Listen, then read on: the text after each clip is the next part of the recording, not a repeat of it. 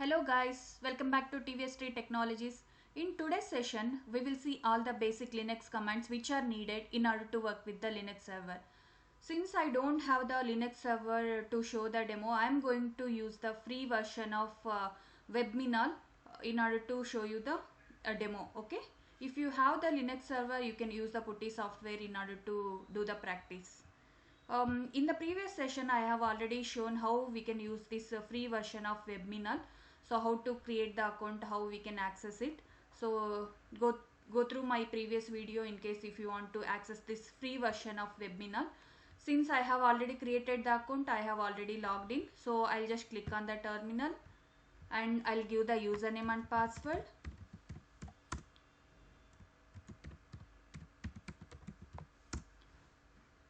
Okay, now I'm able to connect to the free version of Webminal.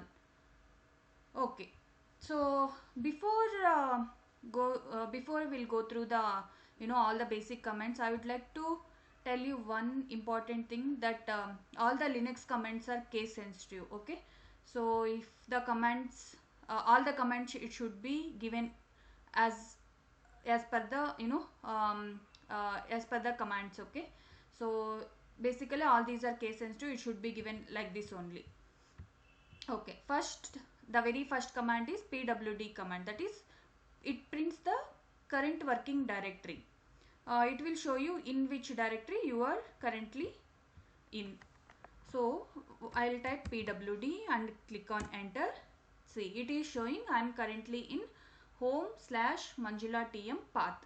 So currently I am into this directory. So if I want to list all the files and folders present under this manjulatm directory, what I have to do, I have to use the ls command. So type ls and click enter. So it is showing I do have two files, but it is just showing the file names, right? Here I couldn't able to see the permissions for this file and when exactly these files created and what is the size of these files, right? So for that you can use ls-lrt. See, now you can able to view all the permissions of the file and who is the group owner and what is the file size and when it was created, and these are the file names. So it will display the date as well as time with this command. So basically this test1 and test2 files, it has both read and write permissions. We'll be having read, write and execute permissions, but these files have read and write permissions. Okay, this is about ls command. So if I want to view all the hidden files present under manjulatm directory, for that you have to use this command ls hyphen la, I believe. No, it's just a. See, when I did the ls-lrt, it just shown only these two files, test1 and test2. But when I did ls-a, along with these two files, it is showing all the hidden files as well. So these are all the hidden files. Bash profile, bash rc, bash history. So these are all the hidden files. So with this command you can able to view all the hidden files as well. Okay. If I want to read the files in the human readable format, so for that you have to use this command ls-lh. See, okay, here it's not making much difference, right? Okay, basically what it will display is in case if you are using just ls command, right? So you'll be just getting the file names, but if you use ls-lh, it will show like what is the file size with all these details. If you use ls-lrt, it will display the files according to the timings in the reverse order. So basically this command is about that. Even I can use ll command also to list the files. So these many commands we do have in order to list the files present under directory. Next, I want to create one empty file under my directory. So for that you have to use touch command, touch and the file name. So I am going to give the file name as test3. So I have created the empty file. I'll view the file name. See, the file has been created. It has the 0 KB, since it doesn't have any content, it's an empty file. So with the touch command you can create the files under directory. Okay, if you want to create one more directory inside the Manjula TM, for that you have to use mkdir command. Mkdir, I am going to give the directory name as demo. Let's print the current working directory. Okay, still I am in Manjula TM directory. Okay, let's view the files and folders now. See, since these are all the files, it is showing in the black color. So since it's a folder, it is showing in the blue color. So here by using the mkdir command, we have created the directory, right? So here you can able to see. I want to navigate to this directory. For that you have to use cd command, that is change directory. Cd demo. Now we'll see the current directory name. So again I'm going to give pwd. See, since I have changed to the directory demo, if I trying to print pwd, it is showing in which directory I am in. So now I am in demo directory. Now let's view the files and folders under demo. Since we didn't created any files, so it will be empty. See, total 0. Okay, so this is the command you can use in order to create the directories. Okay. Okay, so now if I want to come out from the directories, now I am in demo directory, I want to come back to the Manjula TM. For that you have to use cd dot, click enter. See, now we will print the pwd. Okay, I think you have to use 2 dots. See, now you came back to your previous directory. You have to use cd 2 dots you have to use in order to come one step back to the previous directory. Suppose if I want to come 2 steps back, okay, for that let's move to demo directory. Now I am in demo directory. I want to directly move back to the home path. So for that what you have to do, you have to give cd 2 dots. So with the 2 dots I can able to come back to the Manjula TM directory. In order to come back to the home directory, again you have to give 2 dots. Now we'll print the current directory. See, now I am in home directory. So if you want to come back to 2 steps back, you have to use 2 dots slash 2 dots. Okay, now again I'll move it to Manjula TM directory.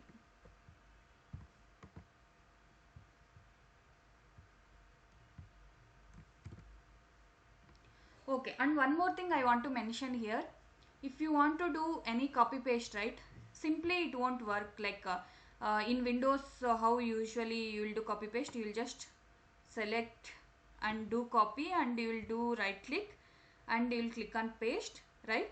But here that copy and paste options, it won't work. Here you just have to do right click. Since it's a free version, I think it's not working. But if you want to paste any content which is copied, in order to copy you just have to do double click on that, so that it will get copied. If you want to paste it, you can just do right click, so that it will get copied.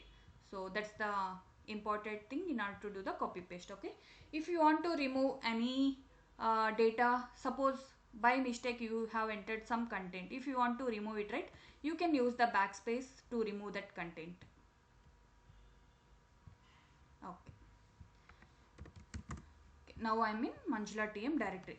So I want to move the contents from one file to another file.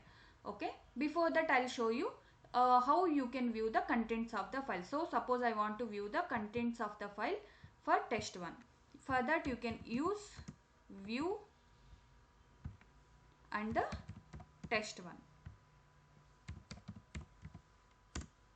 See, it is showing this is demo for Linux command. So this is the content it has inside the test1 folder.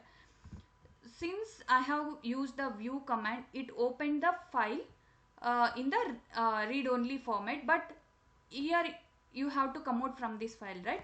So for that you have to use :q and exclamatory symbol. So what it means is, if you give :q and exclamatory symbol means without changing the content, you are exiting from this file. See, so if you use the view command, this file it will get opened, and if you want to just view the file without making any changes, you have to give :q exclamatory symbol in order to come out from that file. So I don't want to enter into the view format. I just want to view the content of the file here itself. So for that you can use cat command, cat test1. See, it's displaying the content present in the file here itself. So here you no need to give any command in order to come out from the file. Okay, these are the two commands in order to view the content of the file. So that's the difference between view and cat. Okay, now we have seen how we can view the content of the file. Now I want to move the content present in test1 file to test3. So for that you have to use the move command, mv. So from where to where I have to move? I want to move test1 content to test3. So the source file I am giving, destination is test3. Now let's view the file. See, earlier the test3 file it has 0 KB size. Now it changed to 32 KB. And test1 it gone because we are moving the entire file, the content including the file, to the test3. That's why we are not seeing the test1 anymore here. So let's view the test3 file, what exactly we have in test3.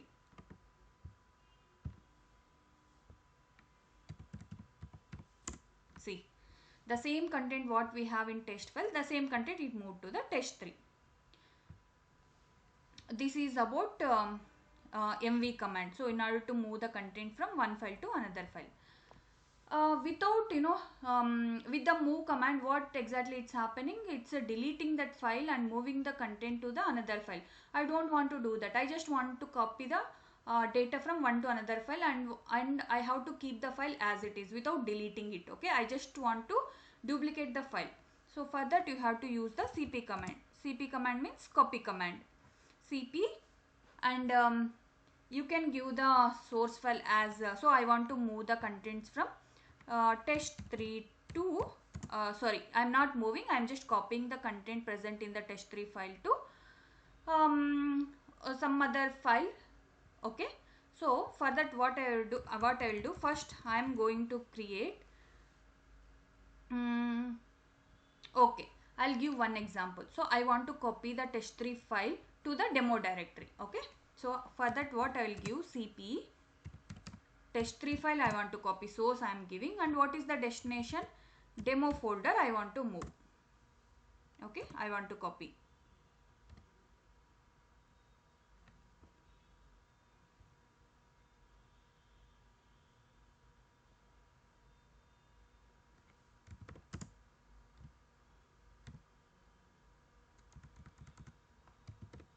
cp test3 to demo folder I want to move.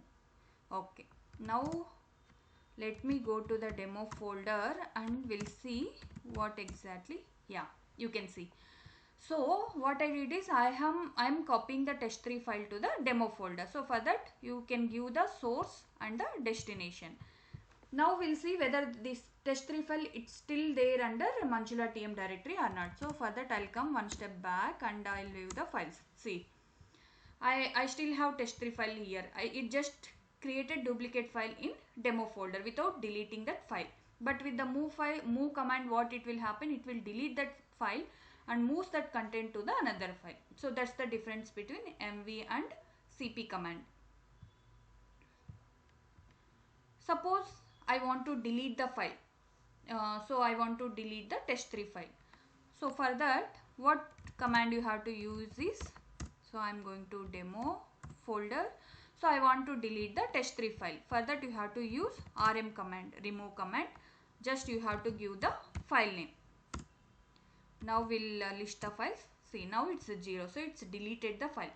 If you want to delete the multiple files, so for that what you have to give is remove comma separated file names you have to give. Suppose if you have test4 like this you have to give. So in order to delete multiple files with in one shot, you can use comma separated with file names. Okay, that is about rm command. I want to delete the demo. Okay, we'll see command. Now we have seen the command which is used to delete the files. Now we will see the command which is needed to delete the directory itself. Okay, now okay, I'm in demo. I want to delete the demo folder, so I'll go one step back. Now I'm in Manjula TM directory. I want to delete the demo. For that you have to use rmdir command and you have to give the directory name. So I have given rmdir and the demo. Now let's view the files. See, now it has test1, test3 and the Manjula TM, since I have removed this directory. So in order to remove the directory, you can use rmdir command. Since it's a empty directory, that means it doesn't have any files inside it, I am able to delete with the rm directory. Suppose if I have any files inside the demo directory, you can't use this rmdir. It will throw an error. So for that I'll show you. First I'll create one file inside the demo and we'll try to use rmdir command. We'll see what it will happen. So I'll copy test3 file to demo. Okay, now in demo I have the test3 file. So I'll use the same command again. See what it is showing. Failed to remove demo because it's not a directory it is showing, because it has the files inside it. For that, which command you have to use is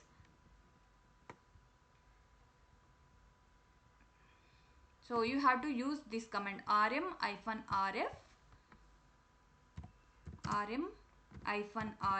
and the directory name. See, now it's deleted. See, so I'll just summarize this. If you want to delete the empty directory, you can use rmdir command. If you want to delete the directory which has the files inside it, you have to use this command rm-rf and the directory name. So these are all the basic commands in order to work with the Linux server. I'll cover remaining Linux commands in the next session. So yeah, please subscribe this channel so that you'll be not missing the upcoming videos. Thank you.